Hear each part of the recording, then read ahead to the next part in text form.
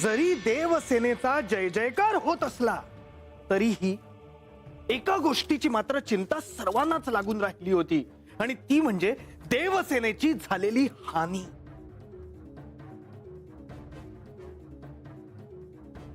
आता केवळ मध्ये रात्र होती. रात्र सरली की पुन्हा युद्धाला प्रारंभ होणार होता. परंतु हे युद्ध लढण्यासाठी आता देवसेनेकडे खूपच कमी सैन्य उरले होते. तिथेही अशी परिस्थिती होती, आणि तिथे मल्लासुराच्या राजवाड्यात मल्लासुरापर्यंत ही वार्ता पोहोचवण्यासाठी सेवक गेले होते. अजूनही युद्धभूमीवरून कोणताही निरोप कसा काय आला नाही? सूर्यास्त होऊनही बराच वेळ झाला. देवाना सेवक निरोप घेऊन यायला हवा होता. युद्धभूमीवर काय झालं असेल?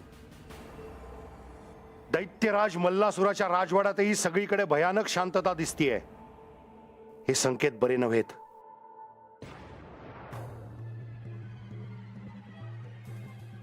काय झालं असेल हे जाणून घेण्यासाठी मी आता अजूनच अस्वस्थ झालो आहे. दैत्यराज, अरे युद्धभूमीवरची वार्ता सांगायला इतका वेळ का लागत आहे? आणि निर्जर ध्वंसी कुठे आहे? दैत्यराज, आपला पहिल्या दिवशी पराभव झाला. काय? अशक्य, अशक्य, केवळ अशक्य. त्या इंद्राला आम्ही दास बनवलं होतं. त्या इंद्राने आम्हाला आव्हान दिलं. इतकंच नाही तर युद्धाच्या पहिल्या दिवशी आमचा पराभव केला. दैत्यराज, ही वार्ता खरी आहे. युद्धभूमीवर जे घडलं ते मी तुम्हाला सांगितलं. दुर्दैवाने आपल्याला पराजयाला सामोरं जावं लागलं आहे. जा, जा इथून. अशी अशुभ वार्ता घेऊन येणाऱ्याला मी कंठस्नान घातलं असतं, पण मला तुझी दया येतेय. जा, निघून जा इथून. चालता हो माझ्या डोळ्यासमोरून, जा.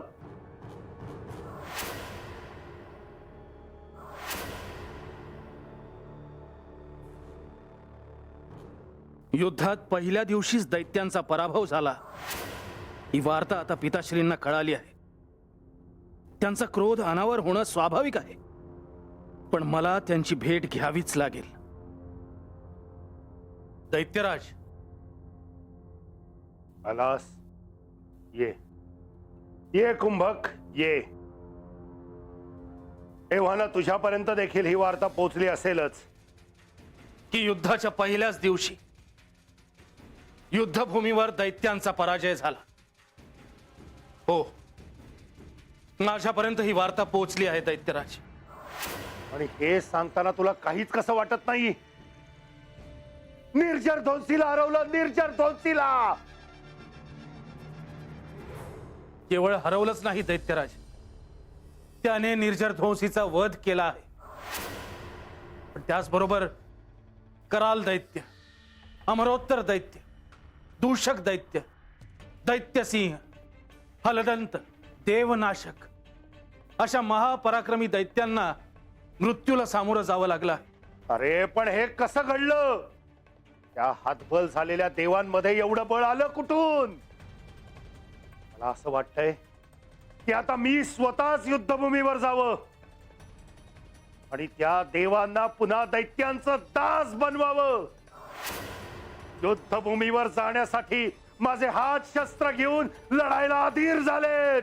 दैत्यराज, आपला राग मला समजतो आहे, पण आपण आता युद्धभूमीवर जावं अशी परिस्थिती नाही. मी त्या देवांना घाबरलेलो नाहीये. क्षमा असावी दैत्यराज, आपल्या पराक्रमाबद्दल माझ्या मनात किंचितही संदेह नाही. मला फक्त इतकंच म्हणायचंय की त्या देवांना शासन करण्यासाठी आपण युद्धभूमीवर जाण्याची काहीच गरज नाही. हे तू काय बोलतोयस निकुंभ? अरे आपण हरलोय पहिल्याच दिवशी, आणि आता जर आपल्याला आपल्या सेनेचं मनोबल उंचावायचं असेल तर आपल्याला दुसऱ्या दिवशी त्या देवसेनेवर विजय मिळवावा लागेल. आणि तो मिळेलच दैत्यराज.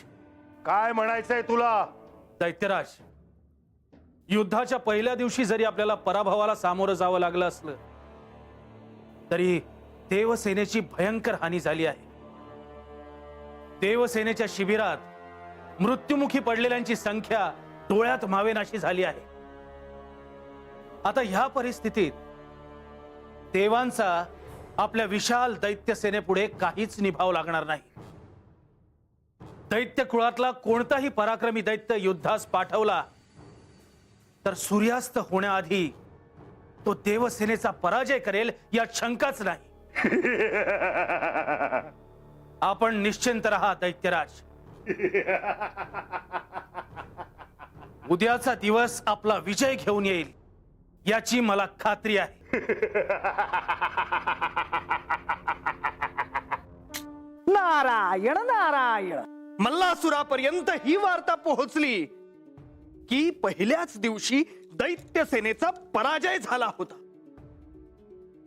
परंतु मल्लासुराच्या हेही लक्षात आले होते की या पहिल्या दिवशी देवसेनेची मात्र खूप हानी झाली होती आणि त्यामुळे आता आपण देवसेनेला सहज पराभूत करू शकू हे त्याला ठाऊक होते.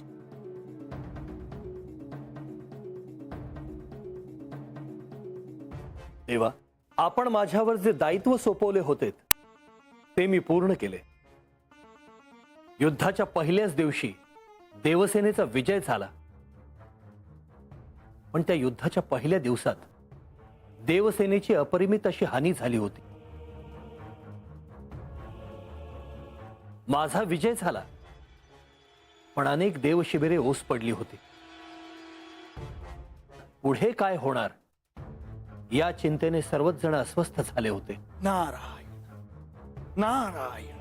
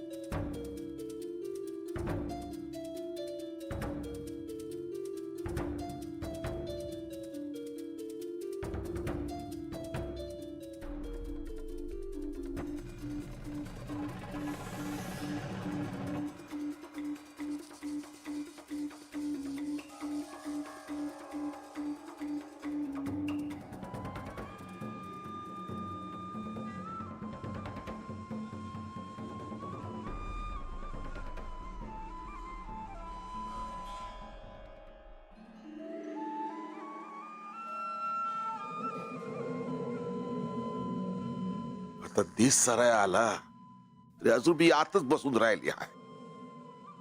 काय करावं म्या. नारायण नारायण. त्यावेळी देवसेनेची शिबिरे देवेंद्र म्हणाले तसे खरेच ओस पडली होती. देवसेनेची इतकी मोठी हानी झाली होती की पुन्हा युद्धाला कसे सामोरे जायचे ही चिंता सर्वांनाच होती. आजा, आता तुलाच हातपाय हलवावं लागणार आहे. ती तुझ्या मोर तुझ्या पोरीचं असं कुडत जाणं बघवणार आहे वय तुला.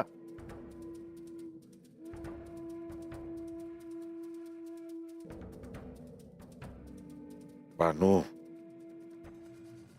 बानू, तू नग काळजी करूस. यो आजा हाय, तुझा बा हाय तुझ्या संग. हा,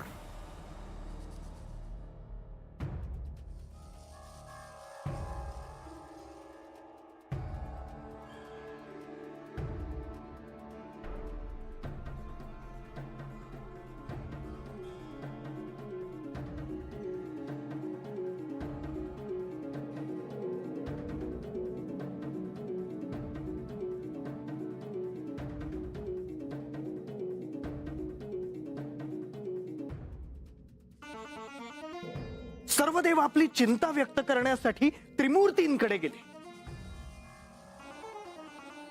त्यावेळी श्री मार्तंड भैरवांच्या शिबिरात प्रत्यक्ष श्री विष्णू आणि श्री ब्रह्मदेव होते. सर्व देव त्यांना भेटले आणि आपल्या मनातील चिंता त्यांनी त्रिमूर्तींना बोलून दाखवली. परिस्थिती खरोखरच बिकट होती. दुसऱ्या दिवशीचा सूर्योदय होताच क्षणी युद्धाला पुन्हा प्रारंभ होणार होता. यावेळी सर्व जणांची चिंता त्यांना दिसत होती. देवसेनेची परिस्थिती पाहण्यासाठी सर्व देव आता निघाले होते. देवा, दैत्यांशी लढताना आपल्या अनेक वीर योद्ध्यांना मरण पत्करावं लागलं आहे.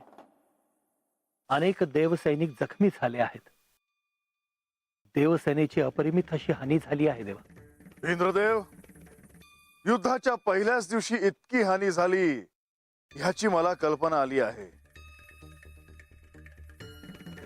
अजूनही त्या दैत्यांचा समूळ विनाश करण्यासाठी हे युद्ध किती दिवस चालेल हे सांगता येत नाही.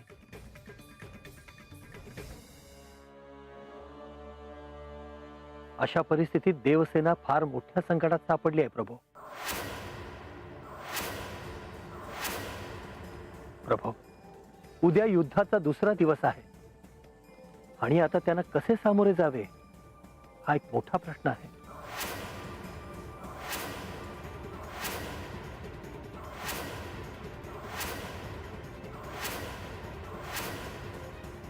इंद्रदेव, पण काहीही झालं तर युद्धाला मात्र सिद्ध व्हावंच लागेल.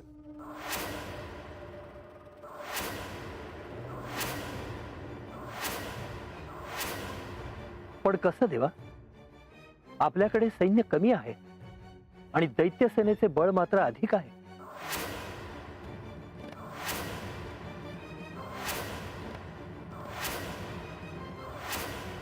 देवा, देवसेनेची जी अवस्था झाली आहे त्याची आपल्याला कल्पना आलीच असेल. आता या परिस्थितीतून कसा मार्ग काढायचा देवा? इंद्रदेव, ह्या अशा परिस्थितीतही मार्ग सापडेल. आपण चिंता करू नये.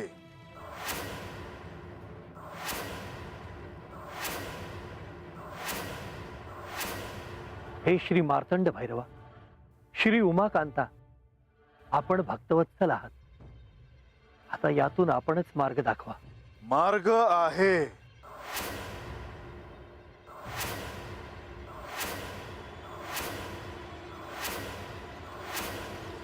कोणता मार्ग देवा?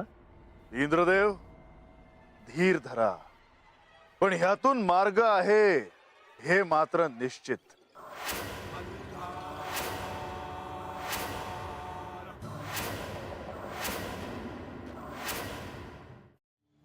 नारायण नारायण. देवसेनेची झालेली हानी श्री मार्तंड भैरवांनी पाहिली.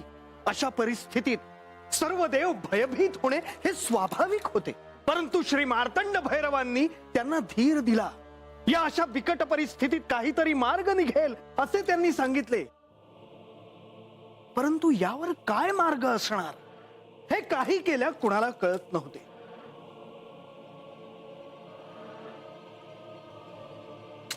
नारायण नारायण. असा कोणता मार्ग होता की ज्यामुळे देवसेनेची हानी भरून निघणार होती? सांगा भक्तजन हो, असे काय होणार होते? असे काय केल्यामुळे देवसेनेची ही परिस्थिती पूर्ववत होणार होती?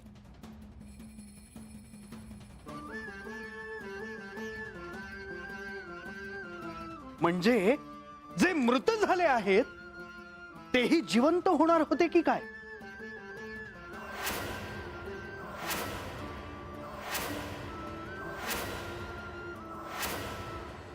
नारायण नारायण. ते कसे शक्य होणार होते?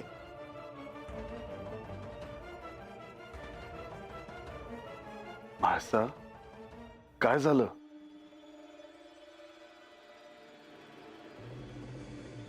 मला ठाऊक आहे की हे कसं शक्य झालं असतं ते.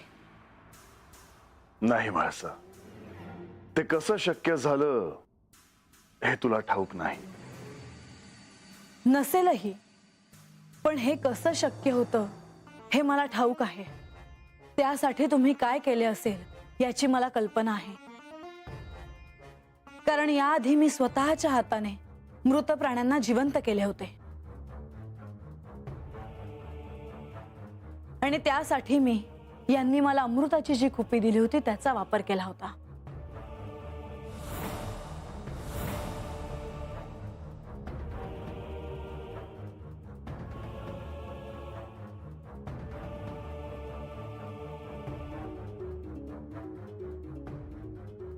हे काय आहे? म्हाळसा ही अमृताची कुपी आहे. यात अमृत आहे. अमृत? होय म्हाळसा, या अमृताच्या स्पर्शाने कोणतीही मृत व्यक्ती अथवा मृत जीव पुन्हा सजीव होऊ शकतो. अमृताच्या शिडकाव्याने मृत प्राणीही जिवंत झाले. मला खात्री आहे की तुम्ही त्यावेळी अमृताचाच वापर केला असणार, हो ना? म्हाळसा, तू म्हणतेस ते योग्यच आहे. अमृताची महतीच तशी आहे. पण त्यावेळी अमृताचा उपयोग नव्हता केला. मग नारायण नारायण. देवी, हे सर्व नेमके कसे घडले हे जाणून घ्यायची जशी आपल्याला उत्सुकता आहे तशीच ती सर्वांना आहे. मुनिवर, पण अमृत सोडून अशी कोणती गोष्ट आहे जिच्या स्पर्शाने, जिच्यामुळे हे दिव्य शक्य होणार होतं? तुम्ही म्हणता त्याप्रमाणे मला खरंच हे जाणून घेण्याची उत्सुकता आहे. नारायण नारायण.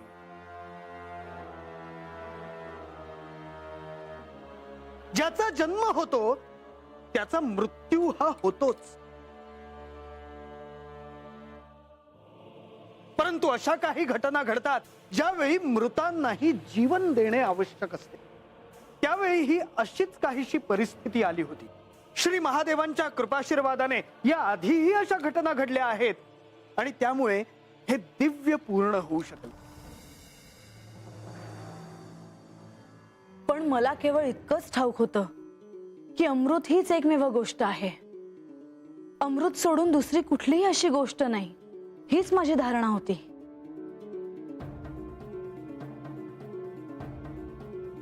म्हाळसा, अमृताखेरीज अशी एक विद्या आहे की जिच्यामुळे हे शक्य झालं होतं. ह्या विद्येचा उपयोग जेव्हा जेव्हा आवश्यकता असेल तेव्हा तेव्हा सृष्टीच्या भल्यासाठी केला जावा, हा माझा हेतू होता. पण तुम्ही हे मला याआधी कधी सांगितले नाही. कारण तसं सांगण्याची आजवर कधी वेळच आली नाही. अनेक गोष्टी मला आता नव्याने कळतायत. या जर मला आख्यानातून कळल्या नसत्या तर या मला कधीच कळल्या नसत्या. म्हाळसा, त्या तुला ठाऊकच आहेत. केवळ इतकंच की आता तुझ्या त्या स्मरणात नाहीत.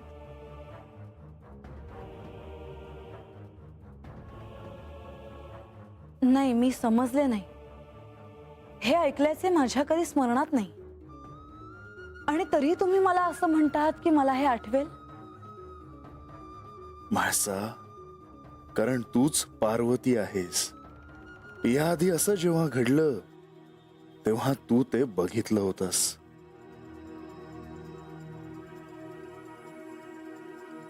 तुम्ही कसला विचार करता आहात? म्हाळसा, ह्या आख्यानाचे प्रयोजनच ह्यासाठी आहे.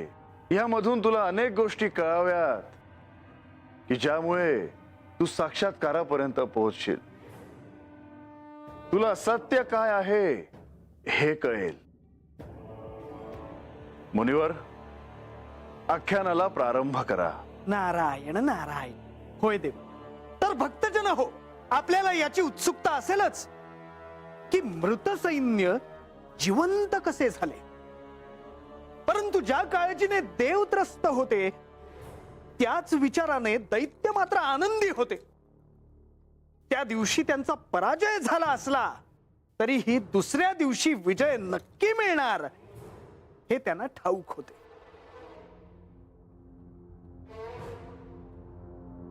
साहजिकच आहे, कारण युद्धासाठी देवांकडे सैन्य नाही हे दैत्यांना ठाऊक होते. पण यांनी त्यावर काय मार्ग काढला होता हे मात्र मणी आणि मल्लांना ठाऊक नव्हते. नारायण नारायण. नाही देव, देवसेनेच्या शिबिरात त्यावेळी काय चालले होते यापासून मात्र मणी आणि मल्ल हे अनभिज्ञ होते. देव आता काय करतील हा विचार त्यांच्या मनातच नव्हता. देव आता काय करतील याही पेक्षा आपण देवांचा कसा पराभव करू याच विचारात ते होते.